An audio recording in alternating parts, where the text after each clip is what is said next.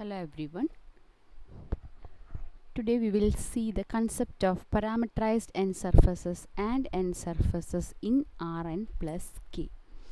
We have seen already what is the equivalence of parameterized n surface and n surface in Rn plus 1. Here we are learning that in case of Rn plus k. So there it was your n surface we are writing as f inverse of c, and that's f inverse of c will be considered as an n surface format. Here we cannot that f inverse of c we are taking as a subset of Rn plus 1, right? And here there is a little bit difference, that c that we are considering there was a real number, and here it is not just a real number, it will come like a vector in Rk. That's the difference. Let us see how the things are going. N surface in Rn plus k is a non-empty set, a subset of Rn plus k. It is not one. Rn plus k, such that f inverse of c, where c is an element of Rk. Previously c was an element of R, now here c is element of Rk. That means c has k coordinates. That's the difference. So here f is from u to not R, it is to Rk. That's the difference. Previously it was to R, here it is now in Rk, and u is open set in Rn plus k, and it is smooth, and rank of dfp is equal to k. Previously it was 1, and here it is k for all p element of S. Now for q element of u, f of q, how it will come then? F of q will come like an element in Rk, so you will have k components like this, like f1 of q, etc., fq of q. Each will be smooth, and it is from u to R it will come. Each f1, f2, etc., fk are from u to R, and it's element of Rk. So you can write your n surface as f inverse of c as intersection of all these, that is f1 inverse of c1, f2 inverse of c2, etc., fk inverse of ck. Previously we were not having such an intersection. Here we have intersections. That means you just suppose like you have two n surfaces whose intersection we are considering, that is also coming as an n surface. So for example, if you have two paper, you just think both are n surfaces, and if you take the intersection of that two papers, you will get a line over there, right? So the line will act like an n surface, and it is the intersection of another two surfaces like f inverse of c, another two surfaces of in this format. So this is the way we are considering here in this Rn plus k. So here almost all the cases what will come, if it's the 4 dimension you will have 3 surface, in the 3 dimension you will have 2 surface. Likewise we have seen. Now we will see in 4 dimension you will have two surface, in 3 dimension you will have 1 surface. Likewise you can form. That's what this says. Okay, now fi's are from, as I told, these are all smooth, and del f1 of p, etc., del fk of k, each of these are coming like normal vectors corresponding to that f's, are right, and these are linearly independent, also linearly independent set also.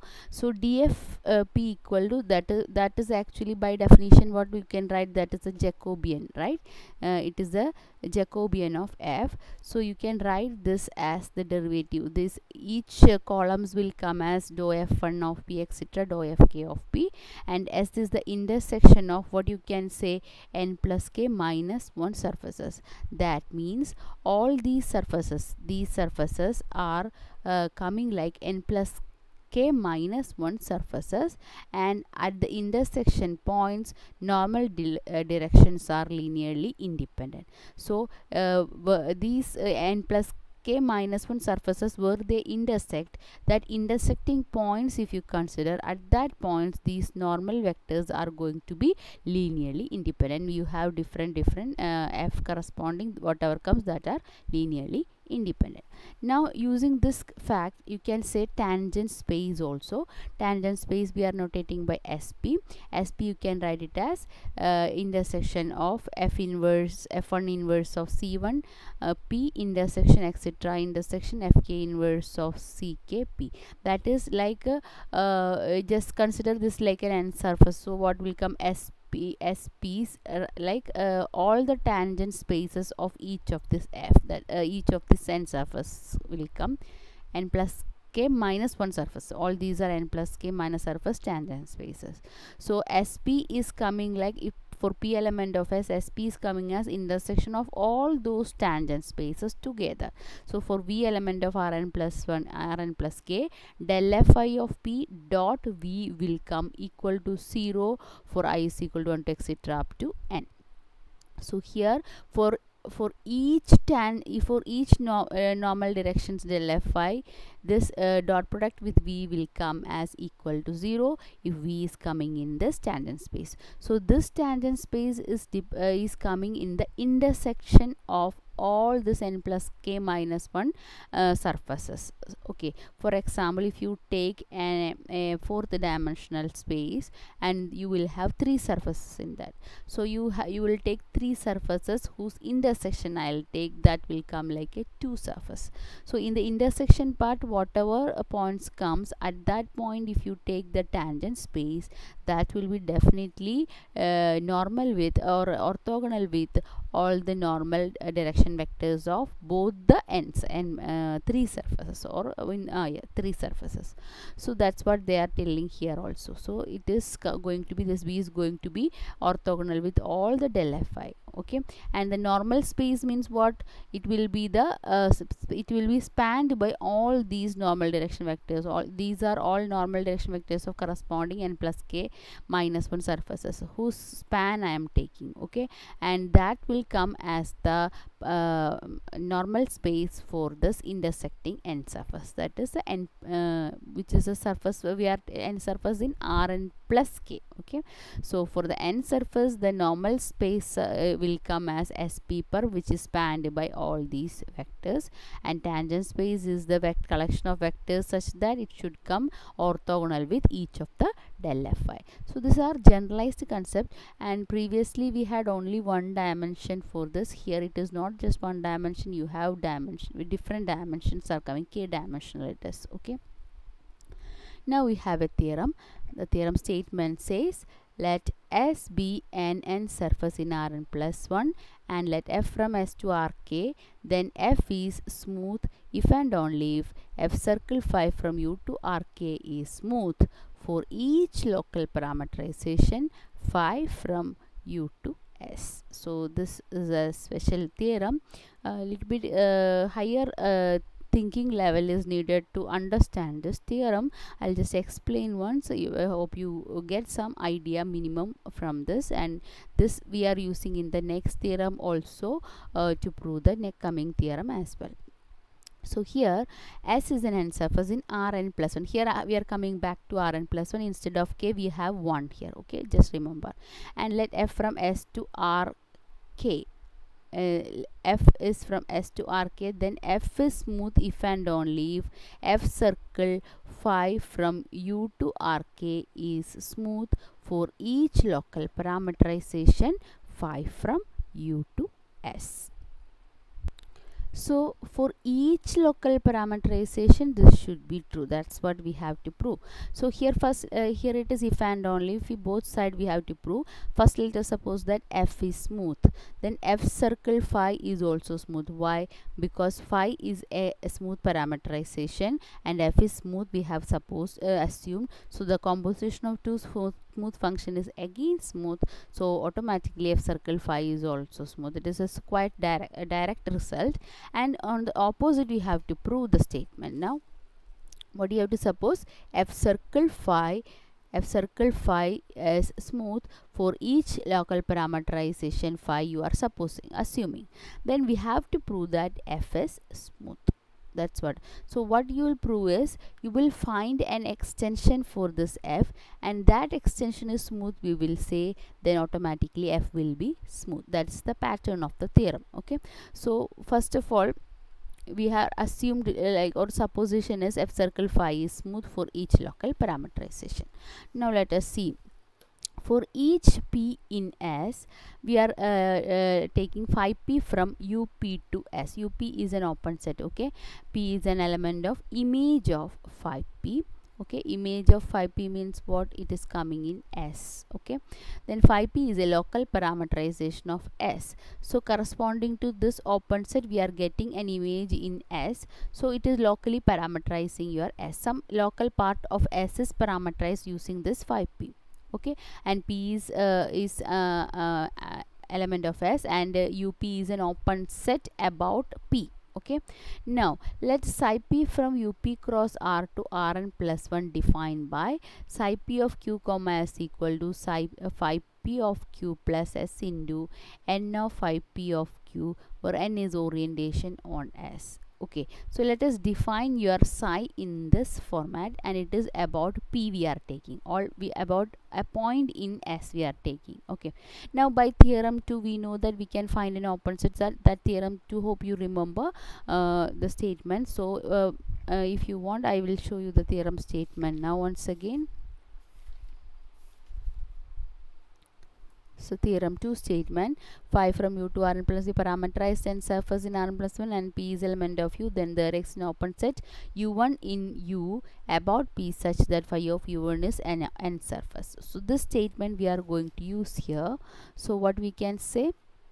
By theorem 2 we can find an open set Vp. For this, an open set Vp in up cross R about, which is the point here, up, the point you can take it as phi p inverse, right? Phi p inverse of p is coming in up, so it is about the point phi p inverse of p comma 0 I am taking for R. Okay, so about this, so Vp is a open set in this about this point such that psi p restricted to Vp. Psi p is actually on this domain, and we are restricting psi p to Vp, so that is a subset of this set. So we are restricting to Vp, then it will be from Vp to Wp, where Wp will come as an open set in Rn plus 1, and also this is a inverse is also smooth. This is like inverse function theorem. We are using theorem 2 as such, so you will get in this format, right?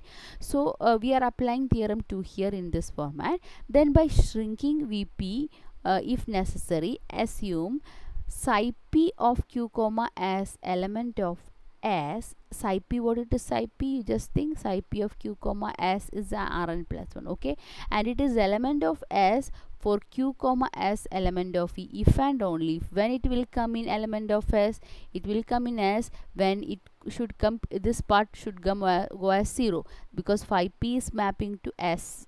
So if this part is 0, then you can say it will go to S. So what you will say? You can say that here this is element of S for q comma S element of Vp only when the S part, S into n, this part is going to be 0, that is S is going to be 0, that is S is equal to 0. So we define, now we are shrinking Vp, if necessary in this format we will shrink. Okay, now we define another Fp tilde from Wp to Rk by Fp tilde of, what is this? This is the definition of your psi p, right? So we are applying psi p. Psi p is from where it is going up to Rn plus 1, right? So we are giving an element from of Rn plus 1, and we are telling that this is element of S by shrinking Vp. So actually we are taking element of S. So that is phi p tilde of this is equal to, you can say that f of phi p of q, when it will come when S is equal to 0, this is coming an Fp of q, correct? So you are defining Fp tilde in this format. Now we will have, we constructed a smooth map Fp tilde equal to Fp tilde. You can write it now in this format. Just see, you can see psi p restricted to V whole inverse will come like what? It will come like it will come in Vp, right? So Vp elements are in which form? Up cross are, this are in the format of q comma S. So it will come pi of q comma S, and it is a projection map. So I can take it like a projection map. I can take it like q. So projecting to q, so it will come q here. So F circle phi p of q will come. So that is Fp tilde. I can write it in this format. Okay, so you just think it like this is coming from q comma S sorry, this is coming from your WP element. Okay, so that will give you q commas, which will give you q, and which will give you this. That means your FP tilde will come. So we have constructors. So all these are, this is smooth, and pi projection is smooth, and phi p is smooth, and phi f is smooth. This composition will be smooth, so FP tilde is also smooth. So we have constructed a smooth map in this format. So that means when it is when how we have defined, we are restricting that to S, right? That is, if you are restricting your F to, if you are restricting your F to WP intersection S, that we are made it into S alone, not just in WP. It is within S, it is, you are taking F restricted to WP intersection S to WP in Rn plus 1 in this format, whatever we have defined now. Now for P1 P2 element of S, these two will be equal on WP1 intersection W2. Okay, now for each P element of S, we will choose a ball of radius 2 epsilon by P at P. So that ball is contained in WP. WP we will consider in that way. Okay, and that BP, that is ball, is contained in WP, and that ball we will represent it in this way, BP. This is the same ball I am talking about. Then what will happen?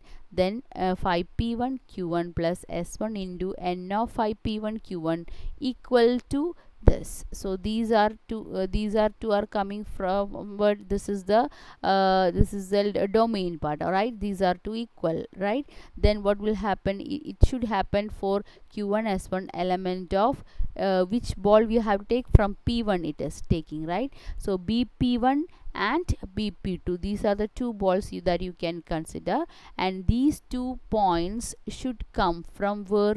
These two balls, because it is coming in the intersection. These two are equal in the intersection we have taken. So that means it should come, first Q1 S1 must be coming in from inverse psi p and restricted to PV1, sorry, VP1 whole inverse of BP1, and the other one is in the BP2, inverse of BP2. Okay, so you can say that phi P1 of Q1, this part you can say that it is phi P1 of Q1 is equal to phi P2 of epsilon Q2, phi P2 of Q2, and S1 equal to S2. Then there exists, so what you can do is, such balls whatever we have considered here, you can take the intersection union of such balls, and you can consider your F tilde from that union to RK, and we say that all these F tildes are what?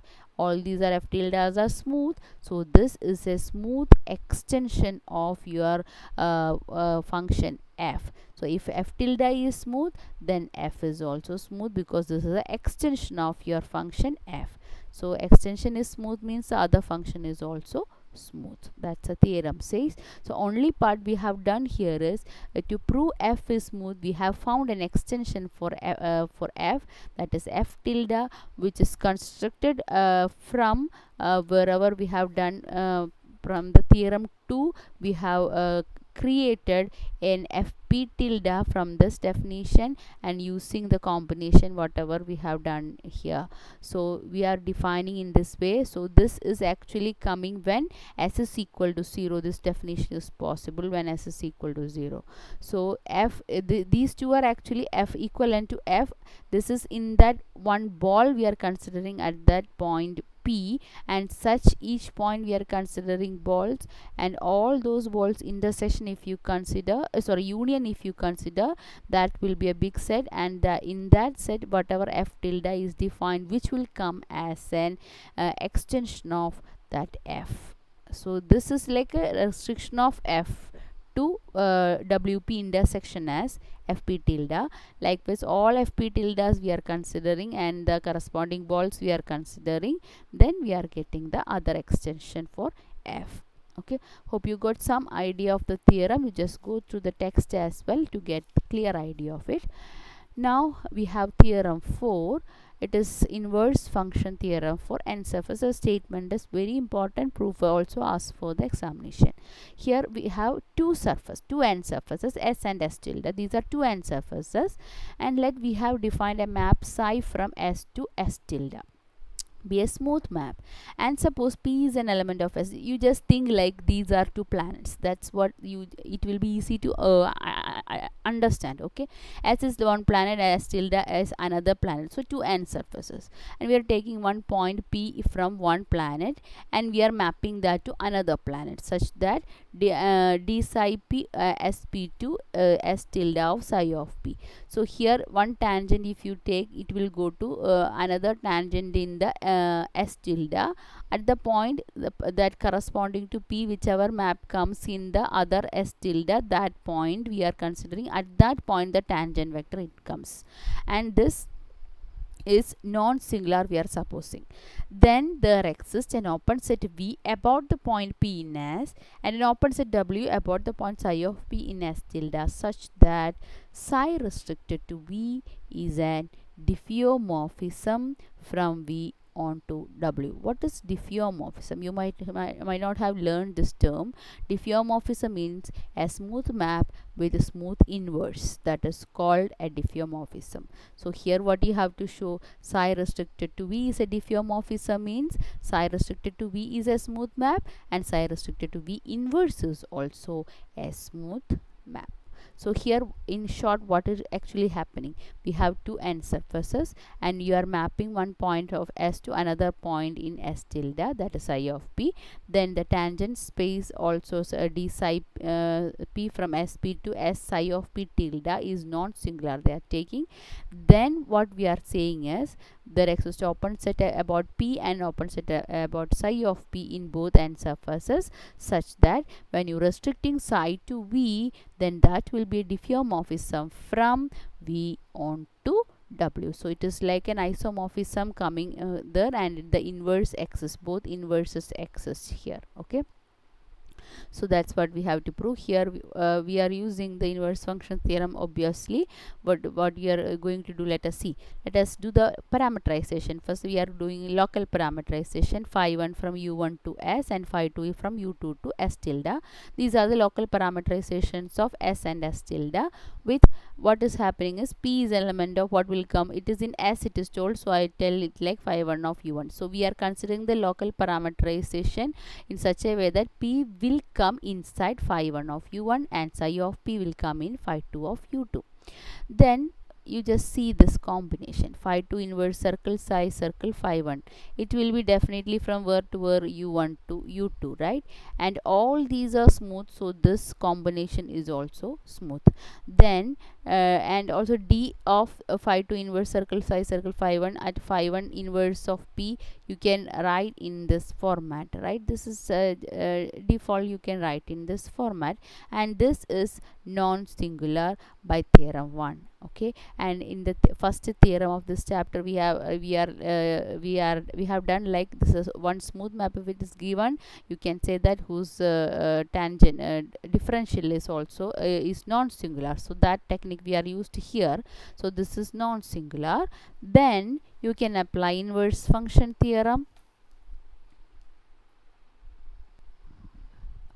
Then by applying inverse function theorem for Rn, we what you can say, you can find an open set V1 in U1 with phi 1 inverse of P is an element of V1, such that this restricted to V1, right? That smooth map restricted to V1 from V1 onto W1, which is a subset of U2, with phi 2 circle phi 2 inverse circle psi of P must be an element of W1 and is a diffeomorphism, because both if by the inverse function theorem whose inverse is also a smooth, right? So this is coming like a diffeomorphism. Now what we will do is we will set this phi 1 of v1 is coming from u1, so phi 1 of v1 will be in S, right? So that we will set in this way, and w will set in as phi 2 of w1, and it will come in S tilde. Then what you can say, psi restricted to this set V is equal to, how can you write this as a combination of these phi 2 circle, phi 2 inverse circle, psi circle, phi 1 circle, phi 1 inverse, right? So this is a smooth map, already we know, and these two are local parameterization which are smooth. So this is a combination of smooth functions. So again smooth, and it is restricted to V, we can write. So psi restricted to V can be written in this format, which is definitely a diffeomorphism from V into W. Okay, so here in short what we have done is we have made local parameterization for both the end surfaces, and using that local parameterization we have created another smooth function in this format which satisfies the inverse function theorem, so that it will be a diffeomorphism. Hence you are defining V and W using this local parameterization such that the psi restricted to V can be written as combination of these smooth functions, and in which this is diffeomorphism, and as a whole this will act diffeomorphism because it satisfies the inverse function theorem. So both inverse also coming as smooth. So psi restricted to V is a diffeomorphism from V onto W as required. Okay, so which is the inverse function theorem. So this is actually we are using inverse function theorem statement and theorem 1 also over here. So if this as asked as an essay question, you have to state the inverse function theorem, and you have to prove the theorem 1 also to prove this theorem, inverse function theorem for end surface. Then only you can score 25 marks for this essay, and it's very short proof here, but this is not sufficient for essay question. So if it is asked in essay question, you have to prove theorem 1 and you have to state the inverse function theorem as well. Okay, hope you got some idea of inverse function theorem. It is simply it's a composition of functions taken by directly applying the previous theorem statements. Okay, and using this inverse function theorem you can prove that your Gauss map is onto as well. Not onto Gauss map is a diffeomorphism. Gauss map, you know what is Gauss map, and from S to Sn, that you have learned in the previous 7th or 6th chapter. You have learned the Gauss map, right? So from there you have learned it is onto already, you know Gauss map is onto, and you have to only show that it is a smooth map and it is inverse is also smooth. That is directly followed from your inverse function theorem, and this is given as a corollary. You may go through that, you will understand the idea of that directly from the statements given in the textbook as it is. Okay, that's end of this chapter. So in this chapter mainly we are concentrating on the equivalence of parameterized end surfaces and end surfaces, and we have seen the concept of end surface in Rn plus k and how it will be formed, like in four dimension how comes two surface. So that is coming like intersection of three surfaces. That's the concept. Some simple examples also illustrated in the text. You may go through that, how the two surfaces are formed in fourth dimension, that is given in the text as it. So you just go through that. If any illustrations are asked for it, give an example of two surfaces in 4 dimension, then you can write that example from the text as it is. Okay, that's all for today. Hope you enjoy differential geometry. Thank you.